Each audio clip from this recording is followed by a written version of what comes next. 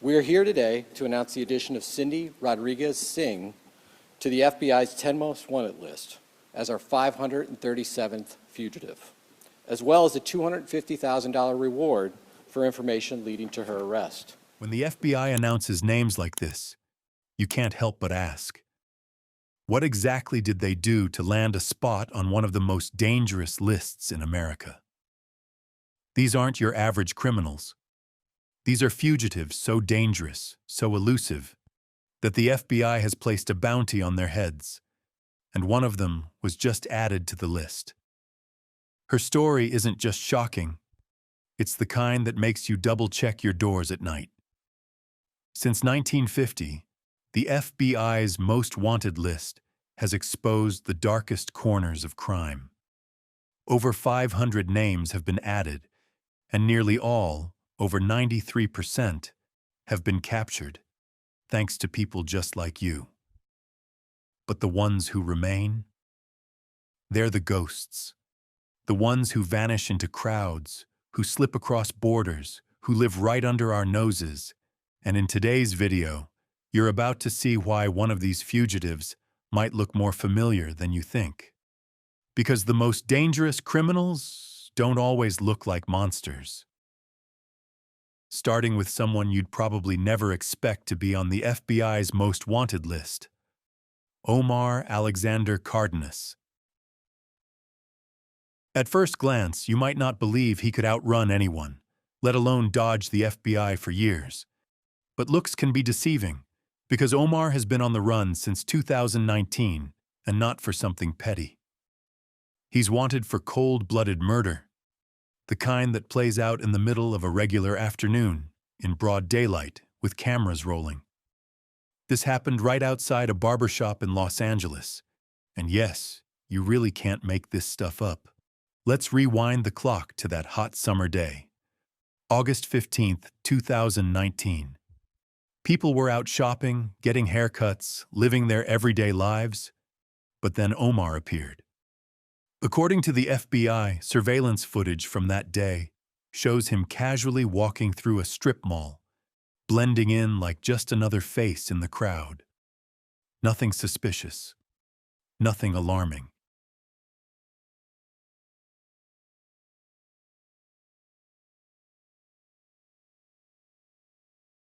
Now here's where things start to feel off. In the before and after clips, you can see him moving through the area like he's just running errands. Totally normal.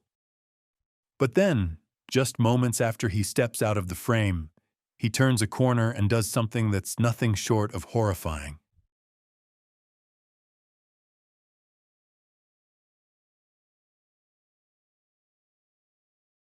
What's chilling is how normal he looked, like he belonged there. And maybe that's what made what happened next even more terrifying. Just minutes later, he rounded a corner and came face to face with Jesse Avalos, a man standing just outside the Hair Icon barbershop. Omar didn't hesitate. He pulled out a semi-automatic handgun and fired multiple rounds directly at Avalos's head, killing him instantly. This wasn't a robbery gone wrong. It wasn't a heated argument that spiraled out of control. This was a targeted hit.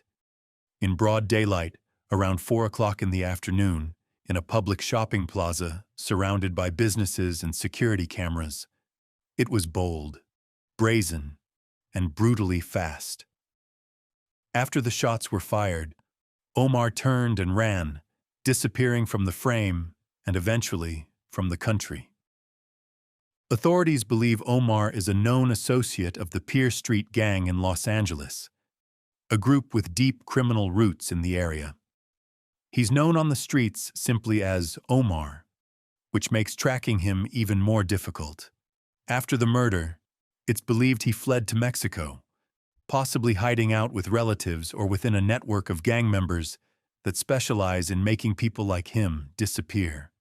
By September 2021, the case had stalled enough that federal authorities finally charged Omar with murder and unlawful flight to avoid prosecution, officially placing him on the FBI's 10 Most Wanted Fugitives list.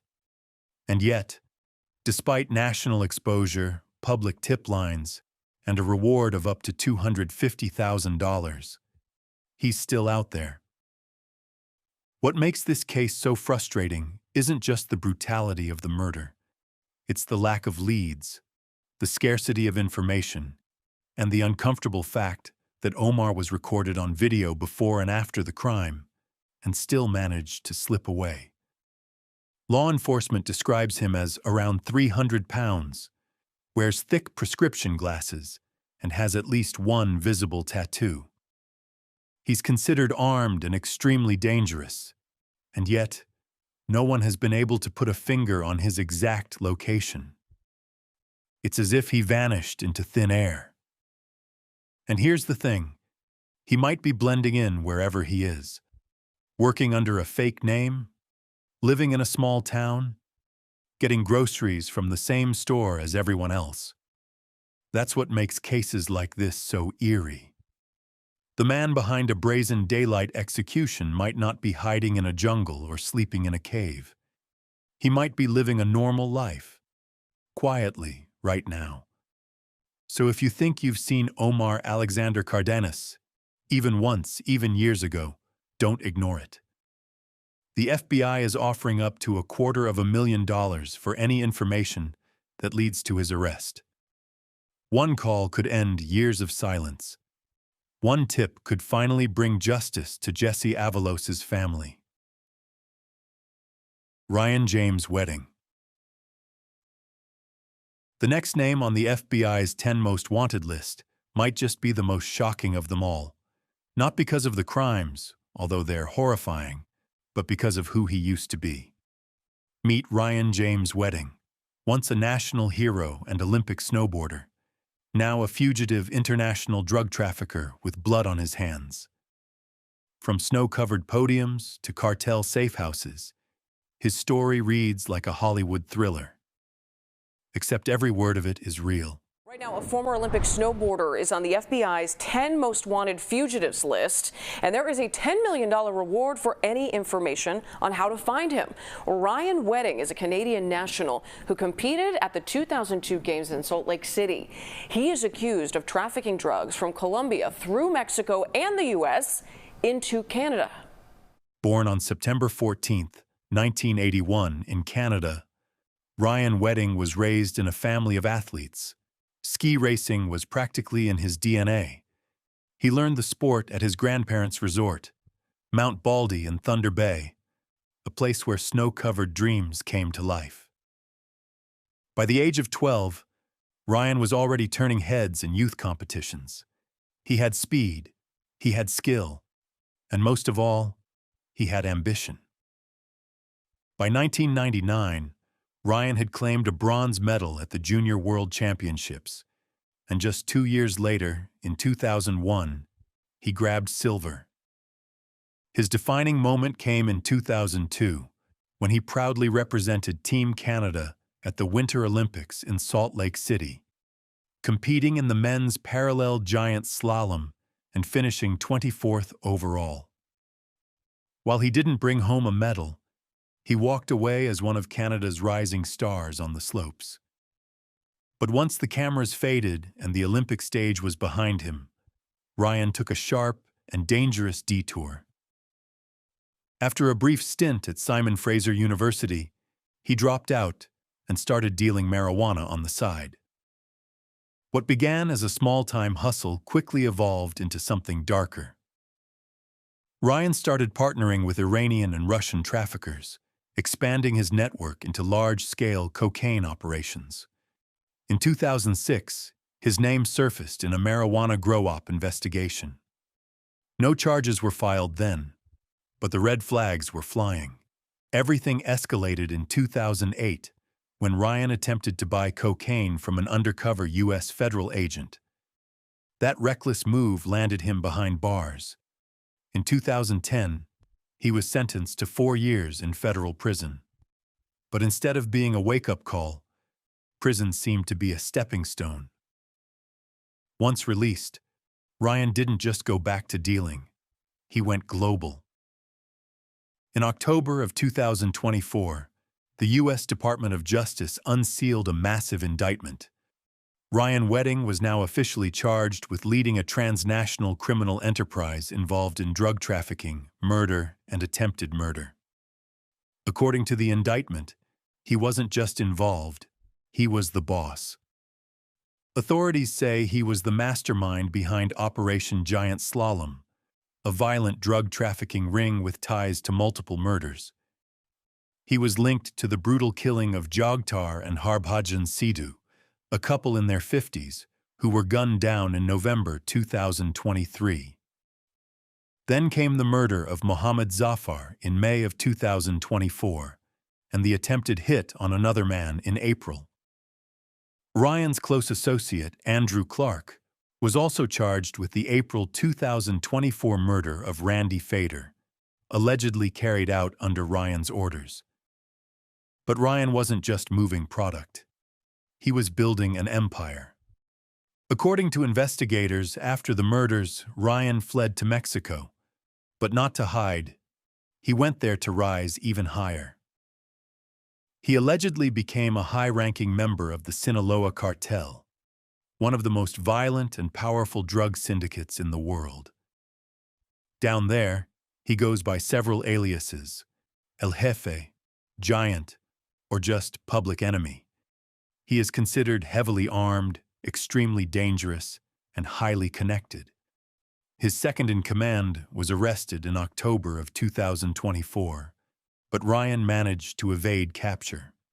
He's since gone dark. On March 6, 2025, Ryan officially replaced Alexis Flores on the FBI's 10 Most Wanted list.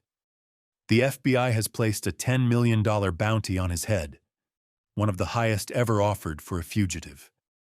The message is clear. They want him, badly.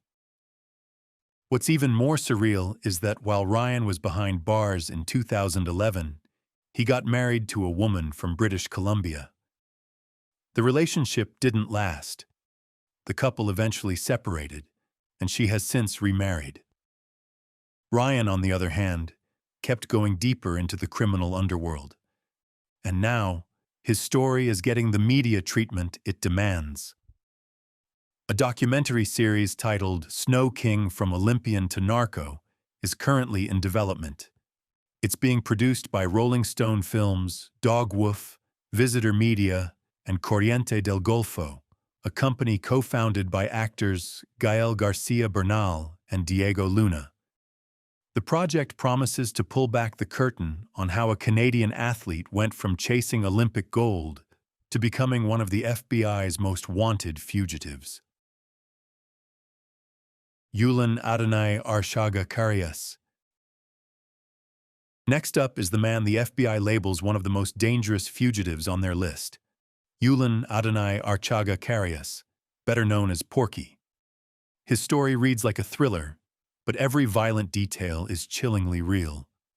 Porky stands at about 5'5" and weighs around 160 pounds, but what he lacks in size, he more than makes up for in power and brutality.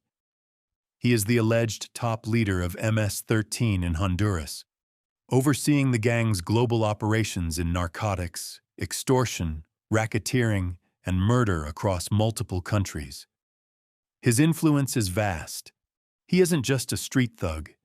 He's a strategist, financing operations, moving multi-ton loads of cocaine into the U.S., arming gang cells, and managing violent campaigns against rivals.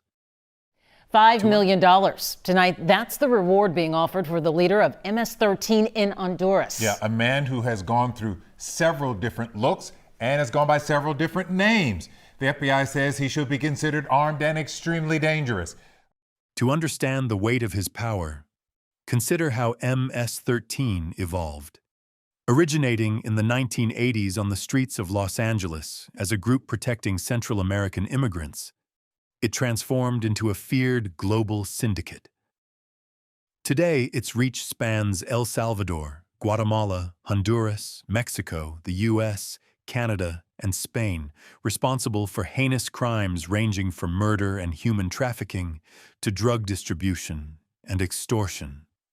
Porky became the gang's kingpin in Honduras, supplying weapons, money, and drugs to cells that struck terror across borders. But perhaps nothing shows his brutality quite like the audacious prison break in February 2020 in El Progreso.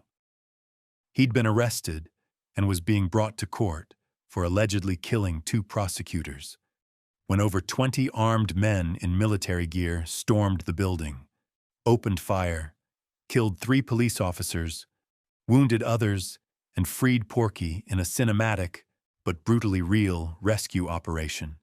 He walked out of a courtroom surrounded by chaos, under fire, and into his freedom.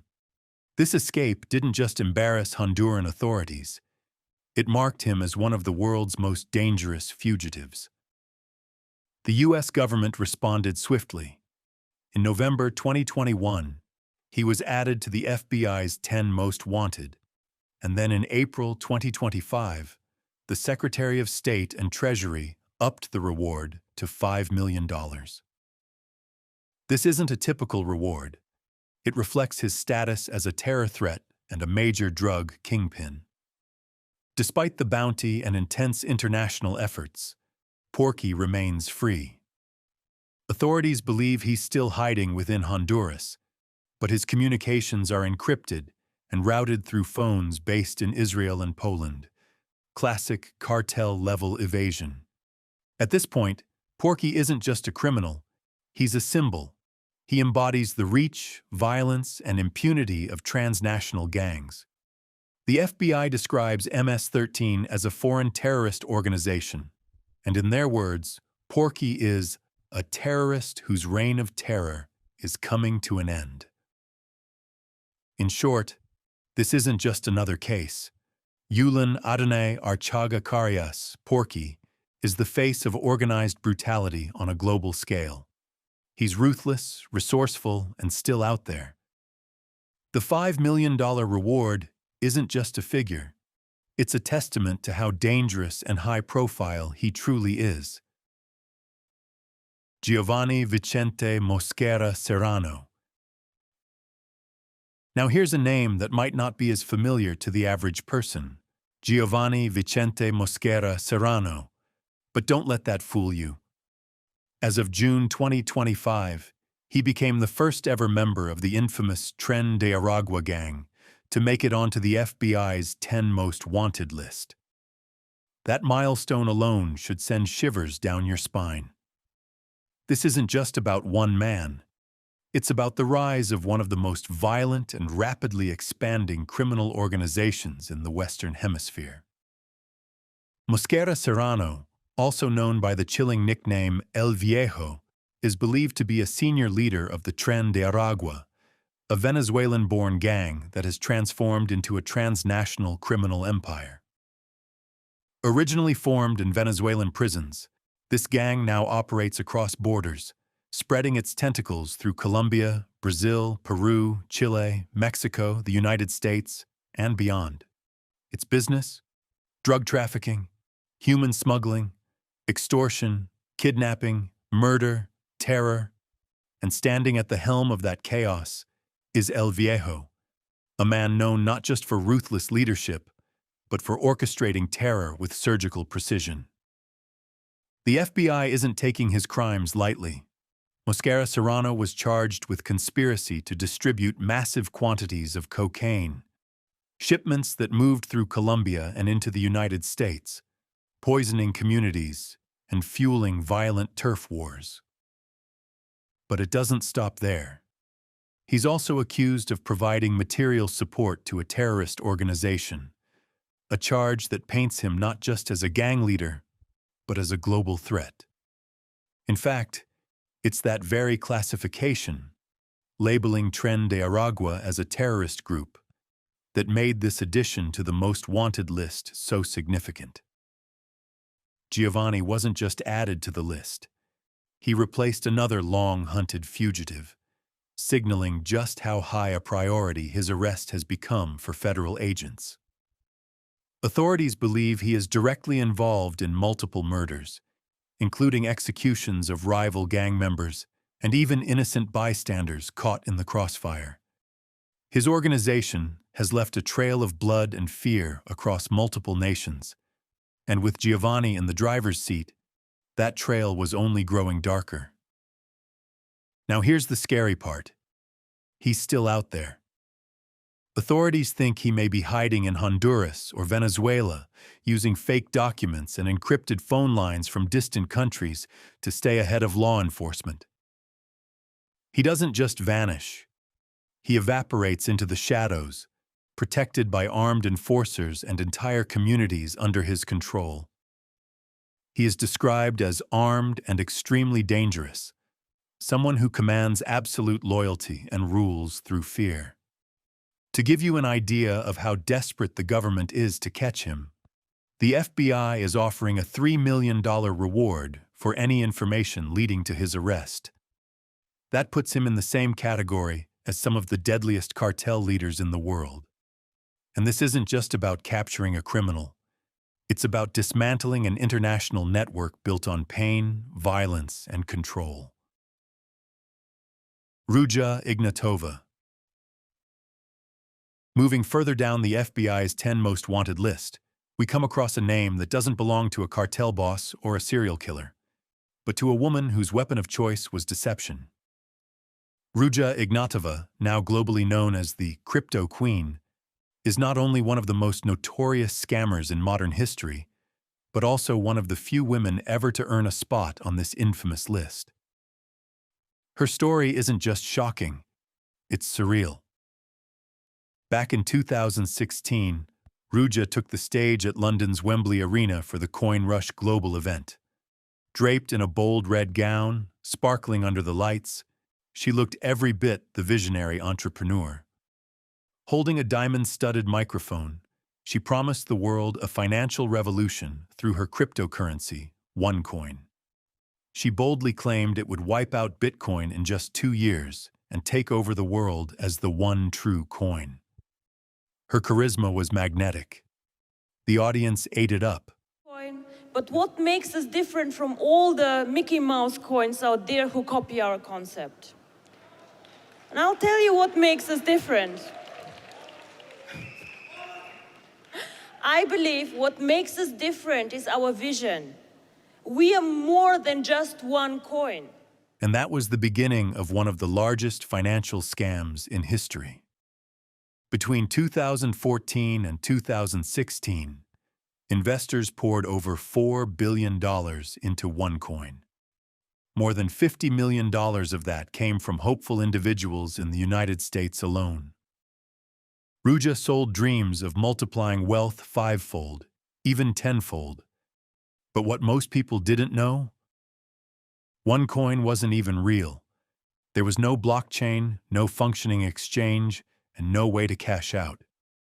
In truth, OneCoin was a highly orchestrated pyramid scheme. People weren't just buying into a fake currency. They were pressured to recruit others, turning the whole system into a digital Ponzi empire.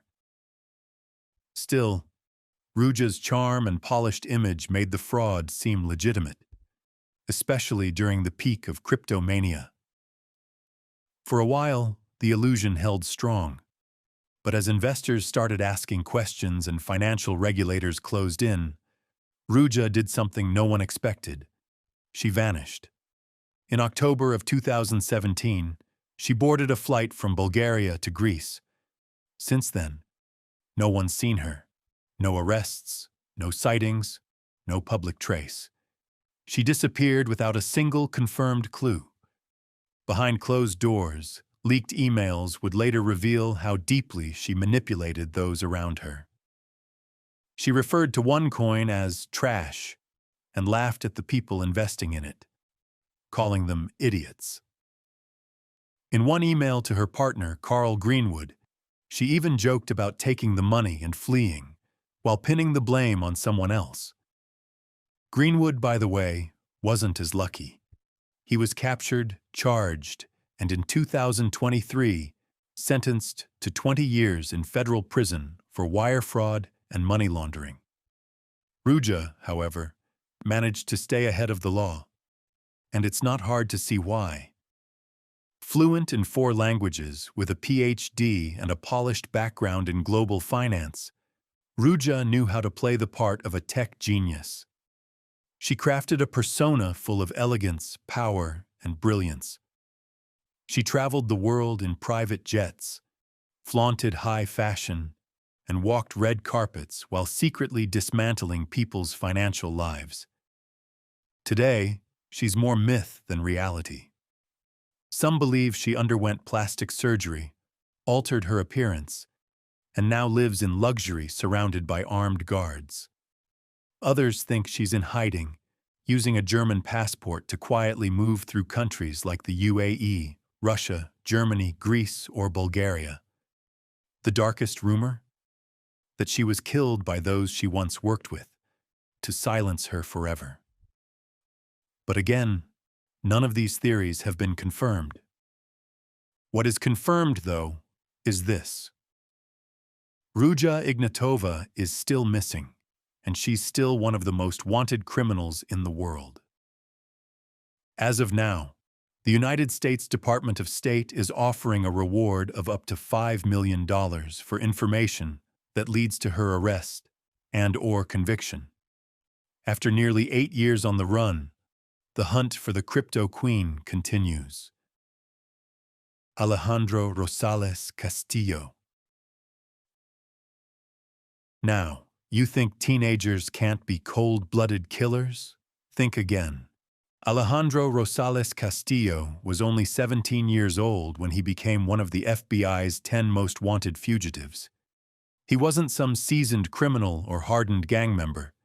He was a teenager from Arizona, soft-spoken, young, and unassuming.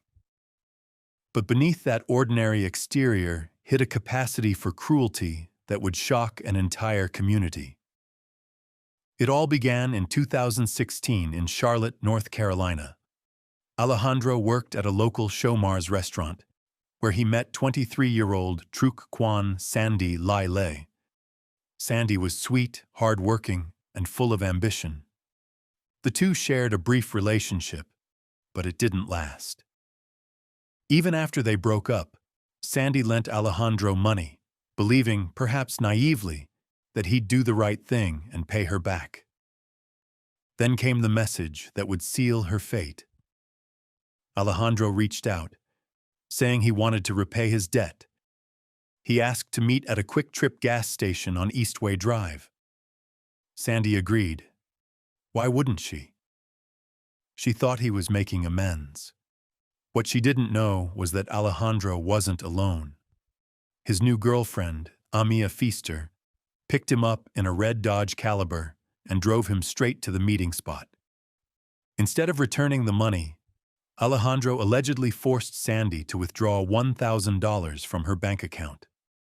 Her uncle later confirmed she emptied her account that night. What followed was worse than anyone could have imagined. Alejandro drove Sandy to a secluded, wooded area in Cabarrus County. There, surrounded by trees and silence, he shot her once in the head and left her body in a ravine, discarded like she meant nothing. After the murder, Alejandro and Amia fled the state in Sandy's black 2003 Toyota Corolla. Their journey ended in Phoenix, Arizona, where they abandoned the car near a bus shelter. Authorities discovered it on August 15th. By then, it was already too late. Surveillance footage confirmed what everyone feared. Alejandro had crossed the border into Mexico. By November, he was officially charged with first-degree murder. Months later, additional charges were filed for unlawful flight to avoid prosecution. Meanwhile, Amia turned herself in to Mexican authorities on October 20th, just weeks after the killing. She was extradited and charged as an accessory to murder and for stealing the vehicle. Shockingly, she posted bond in January 2017 and was released. According to Amia, the two of them had been hiding with Alejandro's cousins in Mexico. But after a short time, Alejandro disappeared again, leaving her behind, just like he left Sandy. No one has seen him since. Today, Alejandro Rosales Castillo remains a fugitive. His face appears on wanted posters and TV specials, including America's Most Wanted, which featured his case again in February 2024. The FBI is offering a reward of $250,000 for any information that leads to his arrest. Bhadreshkumar, Chetanbhai, Patel. Now let's talk about a man whose face might not look threatening at first glance. But behind that ordinary appearance lies one of the most chilling crimes in recent memory. His name is Bhadreshkumar Chetanbhai Patel, and he's been on the run for nearly a decade after brutally murdering his own wife inside the quiet walls of a Dunkin' Donuts shop. It was a calm Sunday evening on April 12, 2015, when Patel and his wife, Palak, were working their shift together at a Dunkin' Donuts in Hanover, Maryland. At around 9:30 in the evening, store surveillance captured the two walking into the back room. For a moment, nothing seemed out of the ordinary. They were just two employees finishing up their day. But then, only one person returned: Bhadreshkumar. He strolled back into view like nothing had happened. Calm, composed, and deadly.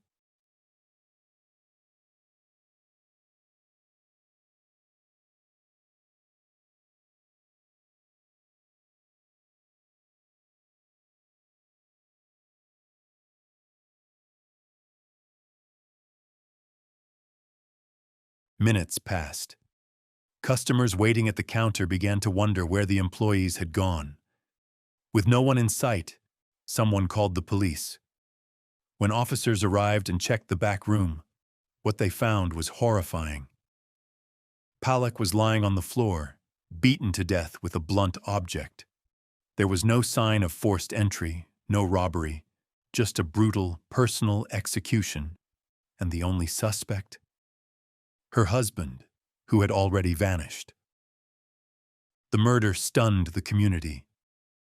Friends and co-workers described Palak as gentle and sweet, the kind of person who wouldn't hurt anyone. So why would her husband kill her in such a violent and heartless way? Investigators quickly uncovered growing tension in the couple's relationship. According to court records, both were in the U.S. on expired visas. Palak wanted to return to India and start fresh. Bhadreshkumar, however, refused. He wanted to stay in America, at any cost. Their disagreement over the future escalated into a deadly confrontation. Authorities believed that during one of their arguments that night, Patel snapped, and in a matter of moments, he ended her life. Right there in the workplace they shared. After the murder, Patel fled Maryland and somehow made his way to a hotel in New Jersey. He was last seen taking a cab from that hotel to Newark Penn Station. From there, he disappeared into thin air. Whether he boarded a train, caught a bus, or vanished with the help of someone else, no one knows. Despite years of investigation, countless tips, and a spot on the FBI's 10 most wanted fugitives list, Patel has remained one step ahead. Theories about his whereabouts vary. Some believe he returned to India, hiding in plain sight with help from relatives. Others think he may have assumed a new identity and is living quietly in another country. One thing is certain: he has managed to slip through the cracks of justice for nearly 10 years. The FBI is offering a reward of $250,000 for information leading to Patel's capture. His case remains active, and agents continue to follow every possible lead. But so far, there have been no breakthroughs. Wilver Villegas-Palomino. Just like the previous kingpins we've mentioned earlier, Wilver Villegas-Palomino wasn't any different. He didn't need a spotlight or a flashy nickname to make the world fear his name. Quiet and calculating, Wilver built an empire not with speeches or banners, but with blood, drugs, and terror. His story is a grim reminder that in the underworld of global crime, it's the silent ones you have to fear the most. Born in Colombia in the late 1970s, Wilver rose from obscurity into one of the most feared figures within the National Liberation Army, also known as the ELN. Now, the ELN wasn't your typical criminal gang. Formed decades ago with political motives, it eventually devolved into something darker, an armed syndicate that masked its brutality behind revolution. And Wilver? He didn't join for ideology. He joined for power. He became the backbone of the ELN's drug trafficking operations, helping to transport massive quantities of cocaine from South America into the United States and beyond. By the 2000s, Wilver was already a key figure in a drug network that moved thousands of kilos of cocaine annually. This wasn't street-level dealing. This was international trafficking on a scale most people can't even imagine. But what truly separated Wilver from other traffickers was his cold and brutal control. His network wasn't just built on money. It thrived on fear. Communities in Colombia's remote regions lived in terror, knowing that stepping out of line could mean being kidnapped, tortured, or worse. Villagers who resisted were silenced. Rivals disappeared. His organization enforced its rule with extreme violence, leaving behind a trail of broken families and mass graves. Still, for years, Wilver managed to evade capture. Authorities believe he was protected by a deep network of loyal ELN fighters and corrupt officials. He avoided technology, moved constantly, and operated from the jungles of Colombia like a ghost. Despite being wanted in the United States, he simply vanished into the wilderness. No phones, no trails, just shadows and silence. But the silence couldn't last forever. In March of 2020, the U.S. Department of State issued a reward of up to $5 million for any information leading to his arrest. He was formally charged with conspiracy to distribute cocaine intended for import into the United States, a charge that barely scratches the surface of what he's believed to have done. The FBI added him to the 10 most wanted list, marking him as one of the most dangerous fugitives in the world. Now, even with a price on his head and international agencies watching his every move, Wilver Villegas-Palomino remains free. Authorities believe he is still hiding somewhere deep in Colombia, constantly on the move, guarded by those who owe him their lives, or fear losing them. Like the kingpins before him, Wilver used loyalty, terror, and secrecy as weapons, and so far, they've worked. Fausto Isidro Meza-Flores. Next up is a name that echoes through both the dusty streets of Sinaloa and the radar screens of international law enforcement. Fausto Isidro Meza-Flores. Known on the streets as El Chapo Isidro, he isn't just another cartel figure. He's a blood-soaked legend with a legacy built on power, violence, and unwavering loyalty to the criminal underworld. As of today, he holds a top spot on the FBI's 10 most wanted fugitives list. And if you hear what he's done, you'll understand exactly why. Born on June 19, 1982, in Navojoa, Sonora, Mexico, Meza-Flores was never destined for a quiet life. By the time he was a teenager, he had already entered the ruthless world of drug trafficking. He may stand at just 5 feet 6 inches tall and weigh around 160 pounds, but don't be fooled by his stature. He's commanded armies of cartel gunmen and left entire towns paralyzed by fear. On February 4, 2025, he officially became the 533rd person added to the FBI's 10 most wanted list, replacing Donald Eugene Fields II, a child sex trafficking suspect. Meza-Flores cut his teeth in the Juarez cartel under the infamous Amado Carrillo Fuentes, also known as the Lord of the Skies. When Amado died during a botched plastic surgery in 1997, Meza-Flores jumped ship and joined the Beltran Leyva cartel. That move would define his criminal career. As a rising enforcer, he quickly gained a reputation for being both ruthless and incredibly strategic. He didn't just carry out hits, he orchestrated chaos. When Arturo Beltran Leyva, the cartel's leader, was gunned down by the Mexican military in December 2009, many within the organization went into hiding or defected. Not Meza-Flores. He stayed and rose even higher. One of his most infamous moments came on July 1, 2010, during the brutal Tubutama, Sonora shootout.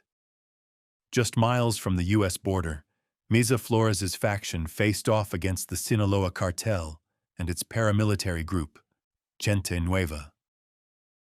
With support from Los Zetas and his own gang, Los Mazatlecos, the resulting clash left around 30 people dead.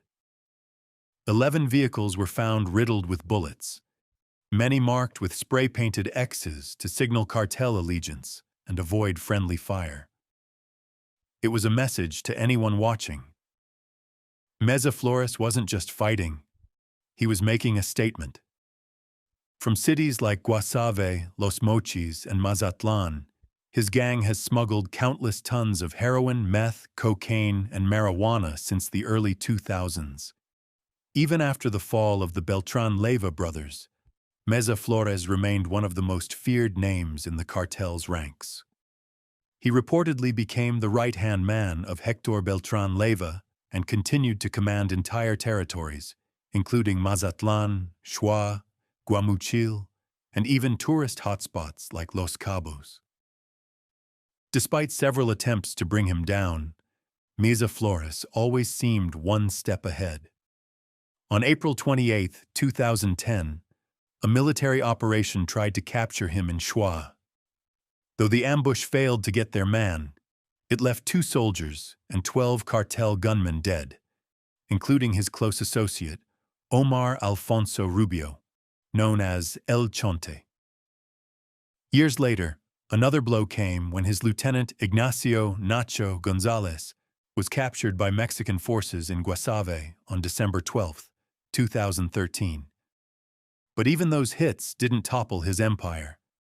The U.S. government wants him for major drug trafficking and weapons offenses. He is considered armed, extremely dangerous, and deeply entrenched in Mexico's organized crime network. The U.S. Department of State's Narcotics Rewards Program is offering up to $5 million for information leading to his capture. But what makes Meza-Flores particularly unique is how far his reach extends. On January 17, 2013, the U.S. Treasury's Office of Foreign Assets Control, through the Kingpin Act, froze the assets of Meza-Flores, 7 of his family members, and 3 businesses believed to be laundering his drug profits. Yet even with his money trail exposed and his name on most wanted lists, he remains free. His last reported sighting was in Nuevo León in January 2013, where he was seen attending a youth basketball game in San Pedro Garza Garcia. How someone so high-profile can appear in public and disappear again without a trace speaks volumes about the power he still holds and the fear he inspires. To this day, Fausto Isidro Meza-Flores continues to operate from the shadows, a cartel mastermind whose bloody empire has yet to fall. And until he is captured, his name remains a chilling reminder of how deeply organized crime has its hooks in both sides of the border. Cindy Rodriguez Singh. And lastly, the latest addition to the FBI's 10 most wanted list might be the most unsettling of all, Cindy Rodriguez Singh, a woman whose face once seemed nothing out of the ordinary, now marked with suspicion and fear. Her calm facade cracked in May 2023, when her 6-year-old son, Noel Alvarez, disappeared from their suburban Everman, Texas home. Initially treated as a missing child case, it soon took a grim turn.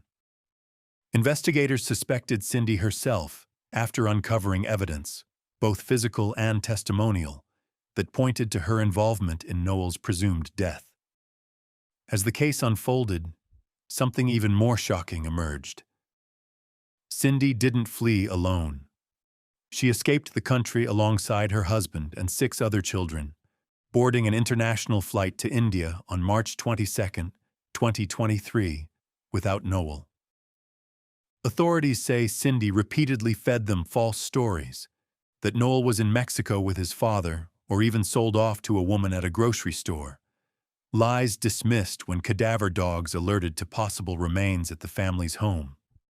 She vanished for over 2 years, living off the grid, changing her appearance, and using international travel to stay hidden. But her wrongs caught up with her in July 2025, when FBI agents officially placed her on the 10 most wanted list, the 53rd woman ever, and only the 2nd mother in list history. That addition came with a $250,000 reward, a clear sign that federal authorities now consider her a dangerous, evasive fugitive. So what does this all mean?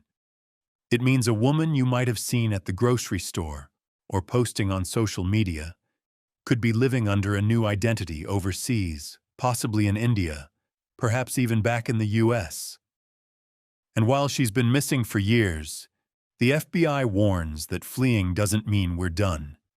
As special agents remind us, fleeing the country does not absolve you. It reinforces guilt. From cartel kingpins to crypto fraudsters, gang leaders to grieving families, these 10 fugitives represent some of the most dangerous and destructive people on the planet. As viewers, it's easy to feel distant from these stories. But each fugitive underscores a vital truth. Criminals hide in plain sight. In your neighborhood, online, even behind a familiar smile. So here's the question for you. Which of these fugitives do you think is most likely to be captured next? And why? Share your thoughts in the comments below. If you've made it this far, be sure to check out this next video. I think you'll enjoy it. Thank you once again for watching.